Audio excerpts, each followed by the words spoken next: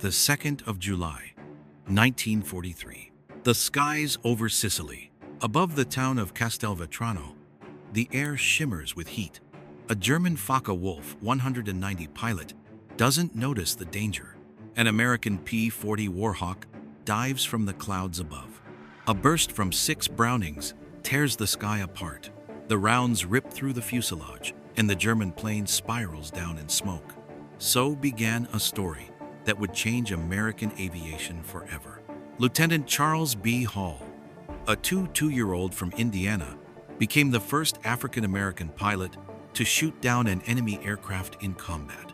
For the German command, this was impossible. It defied the core of their ideology. In those years, Nazi propaganda claimed that black soldiers were incapable of handling technology, that they lacked the courage and intellect for aerial combat. And suddenly, a young pilot from Alabama does something that shatters the foundation of that racist myth. A black swastika is painted on his plane, the mark of his first kill. Later, there will be 112 such markings in total. This is how the legend of the Red Tails was born. Men whom German pilots would call Schwarze Vogelmenschen, black birdmen. That day, under the blazing Sicilian sun, more than airplanes clashed in the sky. 2 ideologies collided. And for the first time, reality proved stronger than myth. This victory grew from years of struggle. Back in 1925, the U.S. Army War College issued a report claiming that African Americans were intellectually inferior to whites and psychologically unfit for command. Those words reflected the official policy of the U.S. military. But reality told a different story. In World War I, Eugene Bullard flew for France because his own country wouldn't let him. In 1921, Bessie Coleman earned a pilot's license in France, the only way a black woman could take to the skies. By the 1932nd, schools like the Coffee School of Aeronautics in Chicago were producing dozens of pilots, proving that skill and discipline have nothing to do with skin color. As war clouds gathered again over Europe, civil rights leaders Walter White, A. Philip Randolph, William Hastie began demanding change. Newspapers like the Chicago Defender and the Pittsburgh Courier asked bluntly, how can America defend democracy overseas if it denies it to its own citizens at home? In 1939, an amendment to Public Law 18 required that flight training programs include at least one school for black students. Thus was born the project in Tuskegee, Alabama. On the 3rd of January 1941, Secretary of War Henry Stimson announced the creation of the 99th Fighter Squadron, the first all-African American combat unit in U.S. history. But in the official order was a line that stung, an experiment to determine the ability of Negro pilots for combat duty. To many, that sounded like a verdict. To the future Red Tails, it was a challenge. Spring 1941, Tuskegee, Alabama. On the Red Dust Airfield Stand PT, 17 Stearman trainers, the first aircraft of the future heroes. The sun beats down mercilessly. Instructors shout, engines roar across the field. Among the cadets is Benjamin O. Davis Jr., a West Point graduate to whom no white classmate spoke a single word for 4 years. He knows the price of isolation. He knows that if they fail, doors for all black soldiers in the Air Corps will close for decades. Training is relentless. Instructors are strict. The planes outdated. Funding scarce. Yet their standard surpasses the norm. 300 flight hours compared to 200 for white trainees. The washout rate is over 60%. Only the best survive. In spring 1943, Davis receives orders. Lead 26 pilots of the 99th to North Africa. There awaits Colonel William Maumier, commander of the 33rd Group. Skeptical, dismissive, he assigns them secondary duties: sea patrols, reconnaissance, observation. If they fail, he wrote in his diary, I'll say I was right. But the pilots endure. Every flight is a test of worth. They wait for their chance to prove that they are not just equal, they're better. The 2nd of June, 1943. The 99th's first combat mission. Target: the island of Pantelleria. The sky bursts with flak, but the pilots hold formation, protecting the bombers. Not one aircraft is lost. The mission is a success, but praise is withheld. Then comes the breakthrough. The 2nd of July, 1943. Sicily. Lieutenant Charles Hall downs a Focke-Wulf 190, the first confirmed aerial victory by an African-American pilot. When he lands, mechanics and fellow pilots drop everything: applause, cheers, embraces. For them, it's not just an air victory. It's a victory over prejudice itself. The newspapers back home reported briefly, without excitement. But for the men of the 99th, that day becomes sacred. From then on, they cannot be ignored. Over the next months, the squadron flies dozens of missions, patrolling coastlines, striking convoys, reconnoitering under fire. Step by step, they evolve from an experiment into a true combat force. January 1944. The Anzio beachhead, Italy. Allied troops are pinned down under constant Luftwaffe attacks. Command orders the 99th into battle. 15 worn-out P-40 Warhawks. Slower, less agile, and outgunned by German for 190 seconds. Yet here, they prove their worth. The 27th of January 1944. The sky over Anzio explodes with chaos. Waves of W of 190 seconds dive on ships and beach positions. The 99th charges into the melee. Over 2 days, they shoot down 813 enemy aircraft. Captain Charles Hall adds 2 more victories. The Battle of Anzio changes everything. Until then, many commanders had called the 99th an experiment ready to be shut down. After Anzio, opinions shift. An Army Air Forces study concludes their combat efficiency equals and their discipline exceeds that of other units. They have proven they can not only fly, they can win, the report declares. Soon the 4 squadrons unite into the 332nd Fighter Group, receive sleek new P-51 Mustangs, and the legend of the Red Tails begins. Pilots who turned prejudice into history. The 18th of July, 1944. Rumitelli Air Base, Italy. Before dawn, engines thunder in the hangars. The Red Tails prepare for their deadliest mission, escorting bombers to the Luftwaffe base at Memmingen, Germany. Commander Benjamin Davis stands on the tarmac, calm as ever. His order is simple. We are not hunters, we are shields.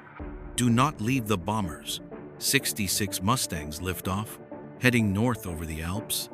Sunlight above, snow below. They know at any moment, Messerschmitts may appear. The bombers are late. Every minute feels like an eternity. Fuel runs low. Davis makes a historic decision. Wait. Not to turn back. Not to retreat. Wait for them in German skies. Finally, the bombers appear, and with them, a storm. 100 German fighters, Messerschmitts and Focke-Wulfs, descend from the clouds. The battle ignites, chaos in the air. Tracer lines cross the sky. Explosions flare too close. The radio crackles with shouts. 6 o'clock. Stay tight. Don't break. 3 pilots fall: Hutton, Irving, Brown, but the bombers make it through. 15 are lost without the Red Tails. None would have survived. Later, a B-17 crewman said, "When we saw those Red Tails, we knew we'd live another day." Headquarters later admitted the Red Tails saved a mission that could have been a disaster. Even German pilots noted, they fought not for glory, but like they were protecting family. From that day on, their reputation became legend. They were no longer just pilots. They were the embodiment of duty turned into unbreakable will. March 1945. Europe lies in ruins. But over Germany, the sky is still deadly. The Luftwaffe throws in its last weapon, the jet-powered Messerschmitt, Me-262. March 24. Dawn over the Adriatic. At Ramitelli, Mustangs line up again. Their mission: escort bombers to Berlin. Target Daimler-Benz factory. Possible contact with jets. 43 red-tail pilots take off. They know this will be like nothing before. The Me-262 reaches 870 kilometers per hour faster than any piston-engine plane. But the Red Tails have studied their foe. Lieutenant Roscoe Brown is calm and focused.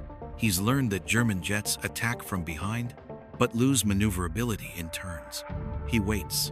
At 7,500 meters, 3 Me-262 seconds, dive from above. Brake, don't chase. Let them pass, then cut. Brown flips his Mustang, swings behind one jet, and fires. A short burst, and the Me-262 erupts in flame. Earl Lane downs the second. Charles Brantley, the third.